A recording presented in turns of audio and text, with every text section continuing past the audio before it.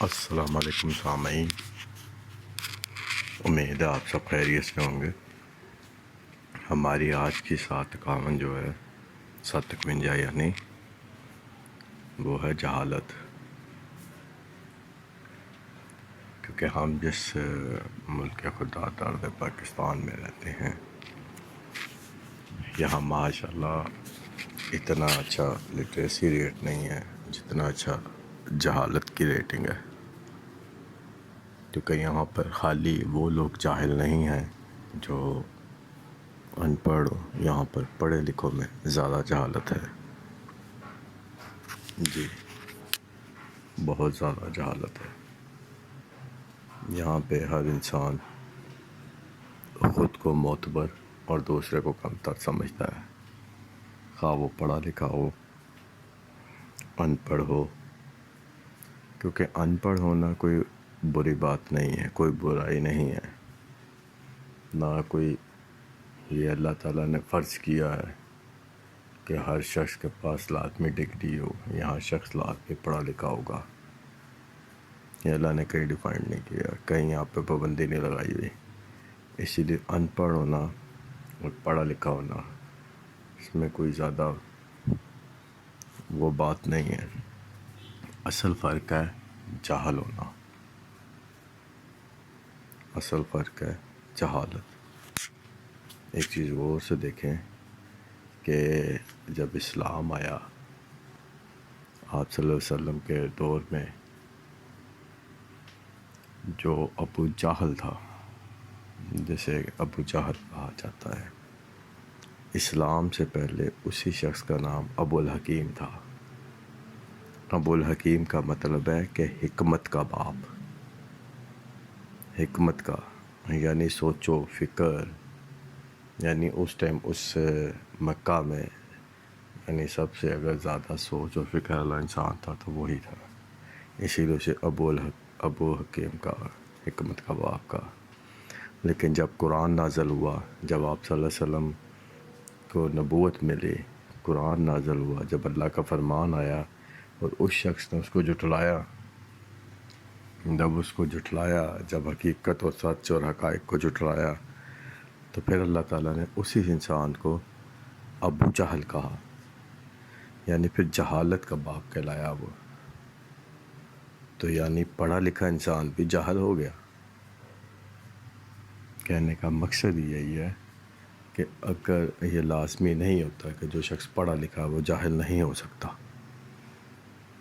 جہالت اصل ایک علیحدہ چیز ہے۔ جہالت کا مطلب یہ ہوتا ہے کہ اگر آپ کی آنکھوں کے سامنے آپ کو بالکل صاف ستھرے اور اچھے دلائل دیے جا رہے ہیں اور آپ کو وہ چیز نظر آ رہی ہے کہ ہاں یار یہ چیز بالکل صحیح ہے اور میں غلطی پہ تھا، اور اس کے باوجود آپ اس کو ایکسیپٹ نہ کریں، اس کو پھر بھی نہ مانیں، ان دلیلوں کو جھٹلا دیں، تو پھر آپ جاہل کہلاتے ہیں۔ پھر آپ کہلاتے ہیں کہ یہ تو یار سیدھی سیدھی جہالت ہے کہ میں نہ مانوں۔ تو اسی لیے ہمارے معاشرے میں تو ماشاءاللہ ہر دوسرے تیسرے آدمی میں یہ بیماری ہے کہ وہ خود کو معتبر ہی سمجھتا ہے۔ وہ کہتا ہے یار جو بات میں نے کہہ دی ہے وہ حرف آخر ہے، حتیٰ کہ حرف آخر کسی کی بات نہیں ہوتی سوائے اللہ تعالیٰ کے فرمان کے اور سوائے انبیاء کی باتوں کا، کیونکہ اللہ تعالیٰ نے کہا ہے کہ میرے انبیاء، میرے رسول، وہ سب معصوم ہیں، وہ خطا کار نہیں ہیں، ان سے کوئی غلطی نہیں ہوتی ہے، وہ غلطی نہیں کرتے ہیں۔ اسی لیے باقی تو ہر انسان غلطی کرتا ہے، خواہ وہ صحاب میں سے ہو، خواہ وہ عام انسانوں میں سے ہو، غلطیاں تو انسان کرتے ہیں۔ تو اسی لیے جاہل ہونا جو ہے نا وہ زیادہ خطرناک چیز ہے ان پڑھ ہونے سے۔ اور ہمارے معاشرے میں تو ماشاءاللہ جگہ جگہ جہالت ہے۔ ہم ایک چیز کو دیکھ رہے ہوتے ہیں کہ یار یہ یہاں لکھا ہے، ایک شخص پڑھ رہا ہے کہ یہاں پہ کوڑا مت پھینکنا، لیکن پھر بھی وہ اس کے نیچے کوڑا پھینکتا ہے تو وہ کیا کرتا ہے؟ وہ جہالت کرتا ہے. اگر کہیں اشارہ بند ہے، اسے پتہ ہے ریڈ ہے، لیکن وہ اشارہ توڑ دیتا ہے، تو اس کا مطلب ہے کہ وہ جہالت کر رہا ہے. اور اس میں آپ کو خالی کوئی سائیکل والا نظر نہیں آتا، سائیکل والا بھی، بائک والا بھی، گاڑی والا بھی، پڑھے لکھے بھی اور ان پڑھ بھی، سب برابر چل رہے ہوتے ہیں ان چیزوں میں. اسی طرح سے جب ہم سب کو معلوم ہے کہ ہم سب مسلمان ہیں، ہم سب لا الہ الا اللہ پڑھنے والے ہیں، لیکن جب اذان کی آواز آتی ہے، جب ہمیں پکارا جاتا ہے، جب 5 ٹائم اللہ تعالیٰ ہمیں پکارتا ہے اور کہتا ہے، جب مؤذن کہتا ہے کہ حی علی الفلاح، حی علی الفلاح، آؤ فلاح کی طرف، آؤ اچھائی کی طرف، تو ہم نہیں جاتے ہیں. تو کیا کرتے ہیں ہم جہالت کرتے ہیں. چیزوں کو جانتے بوجھتے بھی ہم غلط سائٹ پہ جاتے ہیں. ہم بہت سی حرکتیں ایسی کرتے ہیں جو ہمیں نہیں کرنی چاہیے. لیکن ان سب جہالتوں کا وجہ کیا ہے؟ ان کے یہ کیوں کرتے ہیں ہم؟ کیونکہ ہم بیسک سے دور ہیں، کیونکہ ہم مسلمان ہیں لیکن ہم مسلمان کی بنیادوں سے دور ہیں. جس طرح کہ اگر آپ ایک پودے کی مثال لے لیں کہ اگر آپ گھر کے اندر ایک ایسا درخت لگاتے ہیں، ایک ایسا پودا ہے کہ جب وہ لگایا اور تھوڑی تھوڑی اس کی شاخیں بنی، اس کے تنا بننا شروع ہوا اور ابھی وہ اپنے لڑکپن میں ہوتا ہے، تو اس کو کیا کیا جاتا ہے؟ اکثر جس پودے کے بارے میں پتہ ہوتا ہے کہ اس نے پھیلنا پھلنا، تو اس کے ساتھ اکثر ایک سیدھی سی لمبی سی چھڑی لگا دی جاتی ہے، مضبوط سی، کہ یہ پودا اس کے ساتھ سیدھا جائے. اور اگر وہ چھڑی اس سے ہٹا لی جائے اور نہ لگائی جائے تو پودے کا رخ جس طرف بھی چلا جائے، اس کے بعد اس کا وہ تناور درخت بن جائے، تو پھر آپ اس تناور درخت کو اپنے ہاتھوں سے سیدھا کر سکتے ہیں؟ یا کسی مشین یا کسی چیز سے بھی سیدھا کر سکتے ہیں؟ نہیں کر سکتے. اس کا رخ جدھر چلا گیا سو چلا گیا. تو یہ مثال ہم لوگوں کی ہے کہ ہم لوگ جو ہے نا، ہماری بنیادیں، ہمارے گھر والے، ہمارے ماں باپ، ہمارے اساتذہ وہی غلط رکھ دیتے ہیں. وہ ہمیں بیسک سے، ہمیں بنیاد سے قرآن کو ترجمے کے ساتھ نہیں پڑھاتے. وہ ہمیں قرآن پڑھاتے ضرور ہیں لیکن صرف عربی لینگویج میں، جو ہمیں سمجھ ہی نہیں آ رہی ہوتی، لیکن ہم پھر بھی خوش ہو رہے ہوتے ہیں، او ہمارے بچے نے قرآن پڑھ لیا، او ہمارے بچے نے یہ کر لیا، وہ کر لیا. اور میرے بھائی، جب اس کو سمجھ ہی نہیں ہے کہ اس میں لکھا کیا ہے. اچھا، قرآن ماشاءاللہ وہ کتاب جس نے ہماری ساری زندگی، ہماری ابتدا سے جب ہماری پیدائش ہوتی ہے اور ہماری جب موت ہوتی ہے تب تک کی ہر چیز بتا دی. اس کتاب کو نہ خود پڑھتے ہیں، نہ اپنے بچوں کو پڑھاتے ہیں، نہ خود ترجمے سے پڑھتے ہیں، نہ انہیں پڑھاتے ہیں. لیکن جب اسکول سے کوئی ہوم ورک ملتا ہے تو اس کے لیے ہم کمر کس کر بیٹھ جاتے ہیں اپنے بچوں کے ساتھ اور ان پہ پوری توجہ دے کے انہیں وہ چیزیں پڑھاتے ہیں. کیوں پڑھاتے ہیں؟ کس لیے پڑھاتے ہیں؟ کبھی سوچا؟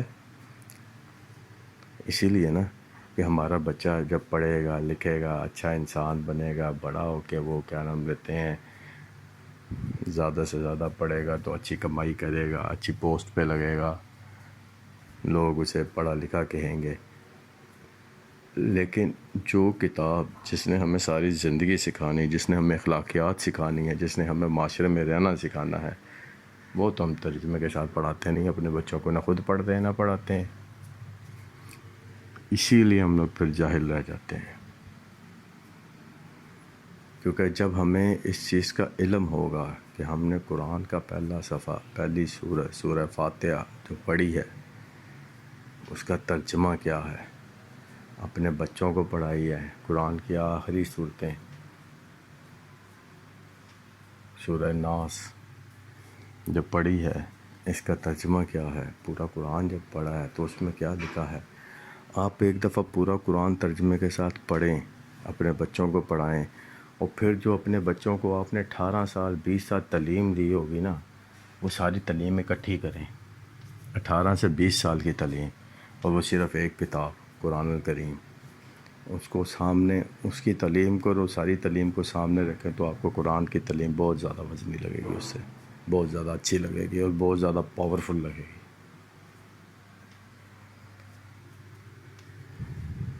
اسی لیے نا میں اکثر جب باہر نکلتے ہیں نا گھر سے تو ہم لوگ اسٹڈی نہیں کرتے۔ ہمیں چاہیے جب ہم اپنے گھروں سے باہر نکلتے ہیں اپنے ارد گرد کے معاشرے کو اسٹڈی کریں، پڑھیں، اس معاشرے کو دیکھیں، لوگ کیا کرتے ہیں، ان کے رویے کیا ہیں، یہ کیوں اس طرح کی حرکتیں کرتے ہیں، ریزن ان کا کیا ہے۔ اگر کوئی شخص آپ کے ساتھ اچھی لینگویج سے بات کر رہا ہے لیکن جیسے ہی آپ اس کی شاپ سے باہر نکلیں ایسے تو وہی شخص آپ کے بارے میں بری باتیں گفتگو کر رہا ہے۔ بہت سی ایسی باتیں ہیں، میں تو اکثر مشاہدہ کرتا رہتا ہوں۔ میں جب باہر نکلتا ہوں، جب کسی ریٹیلر پہ کھڑا ہوتا ہوں، کسی شاپ کیپر کے پاس جاتا ہوں یا کسی آفس میں جاتا ہوں تو ان لوگوں کے رویے، ان کی گفتگو، ان کی چیزوں کو نوٹ کرتا ہوں اور پھر دیکھتا اور سوچتا ہوں کہ یار یہ کیسے لوگ ہیں، کیا ان کو موت بھولی ہے یا ان کو ان چیزوں کا علم نہیں ہے؟ اور اگر علم ہے تو علم ہوتے ہوئے بھی یہ لوگ یہ کرتے ہیں تو پھر یہ جہالت کرتے ہیں، پھر تو سیدھی سیدھی جہالت ہوتی ہے۔ اسی لیے جو میں کہنا چاہ رہا تھا، کہنے کا مقصد یہ ہے کہ ہمارے معاشرے میں جہالت بہت زیادہ ہے، چھوٹی چھوٹی چیزوں میں جہالت ہے، بڑے بڑے کاموں میں جہالت ہے۔ اور جاہل ہونے کا آپ کو میں نے دلیل تو دے دی ہے واضح، کہ جب آپ کے سامنے ایک چیز نظر آ رہی ہے اور آپ کو پتہ بھی ہے کہ یہ غلط ہے اور یہ چیز غلط ہے اور یہ کرنا ہی غلط ہے، اور اس کے باوجود جب آپ وہ کام کرتے ہیں تو پھر اسے جہالت کہتے ہیں، پھر اسے مجبوری نہیں کہتے۔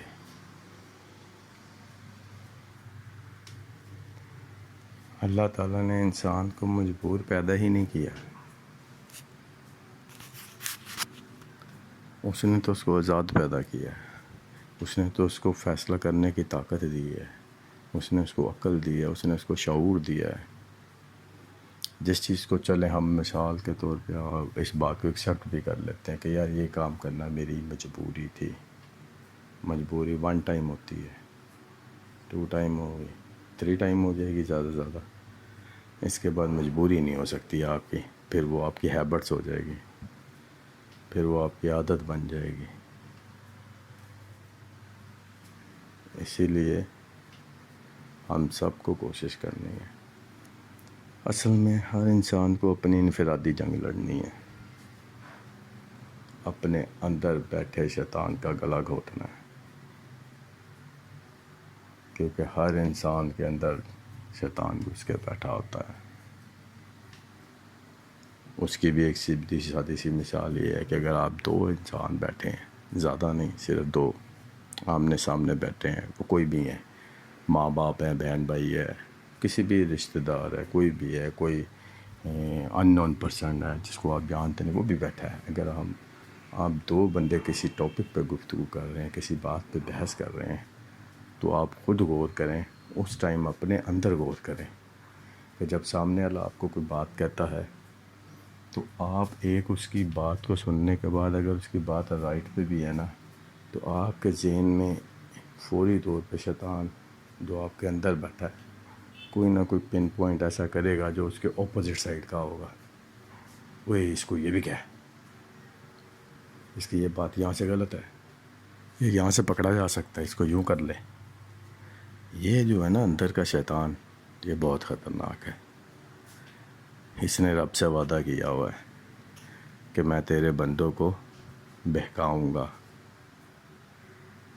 انہیں غلط راستے کی طرف چلاؤں گا، اور اللہ نے اس سے کہا ہے کہ جو میرے مومن ہوں گے، جنہوں نے میری رسی مضبوطی سے پکڑی ہوگی، وہ تو تیرے کہنے پہ نہیں چلیں گے، اور جو تیرے کہنے پہ چلیں گے تو پھر ان کا انجام بھی میں تیرے انجام کے ساتھ ہی کروں گا۔ تو میری بہنوں بھائیوں، کوشش ہم سب کو کرنی ہے کہ ہم اس شیطان سے پیچھا چھڑائیں۔ ہم کامل نہیں ہو سکتے، ہم مکمل نہیں ہو سکتے، کیونکہ کامل اور مکمل صرف اللہ کی ذات ہے، اس کے علاوہ کوئی بھی نہیں ہے۔ اسی لیے ہم صرف لڑ سکتے ہیں. ہمیشہ یہی کہتا ہوں کہ ہم ریشوں کو کم کر سکتے ہیں. ہم اپنی قبر کے عذاب کو، اپنی قبر میں پیش آنے والی مشکلوں کو کم کر سکتے ہیں. ہم معاشرے کی مشکلوں کو کم کر سکتے ہیں. اپنے ارد گرد کے لوگوں کی مشکلوں کو کم کر سکتے ہیں. چلیں، اللہ تعالی ہم سب کو سیدھے راستے کی توفیق دے، صراط مستقیم پہ چلنے کی توفیق دے. مجھے اب اجازت دیں. بات پھر وہی کہ یار زندہ صحبت باقی، اور علامہ اقبال کا وہی خوبصورت شعر کہ انداز بیاں اگرچہ کچھ شوق نہیں ہے، شاید کہ تیرے دل میں اتر جائے میری بات. اللہ حافظ. خدا حافظ.